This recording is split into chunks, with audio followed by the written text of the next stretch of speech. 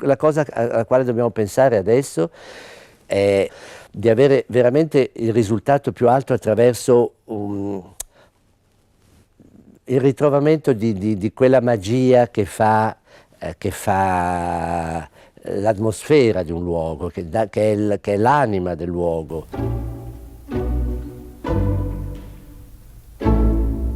La perfetta acustica della Fenice, che era riconosciuta da tutti, della Fenice del Meduna appunto del 54, probabilmente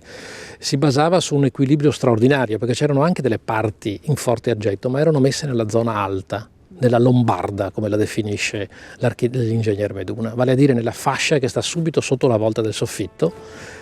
con il loggione. Ecco, quelle figure che adesso stanno rifacendo, figure femminili che si sporgevano, probabilmente lì doveva essere come una specie di conclusione del suono.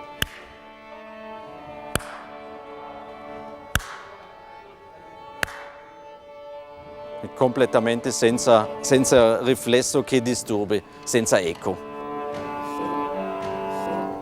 Per i decori questi sono rifatti come prima, per esempio sono tutti elementi in legno,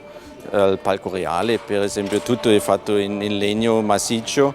altri pezzi, tutte le decore molto utili per la distribuzione del suono e questi sono rifatti tutto in cartapesta,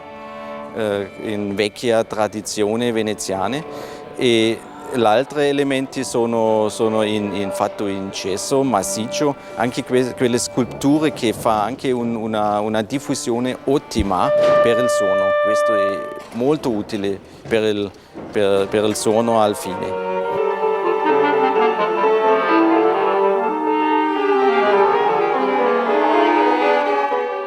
Sono gli unici elementi in gesso all'interno della cavea perché a causa del suono,